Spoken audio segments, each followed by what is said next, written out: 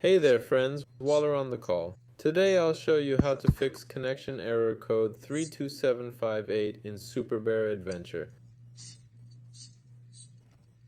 So, first thing you can try is reinstalling the game. But before you do that, make sure you're logged into your account so you don't lose any data and can sign back in. Now before that, you can also go into settings. Type the game name in the search here.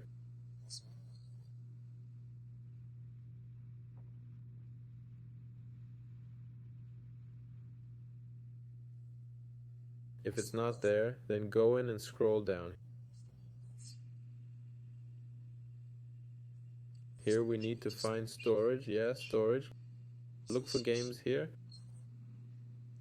And there's our Super Bear Adventure. Go in and clear the cache. After that, try launching the game again.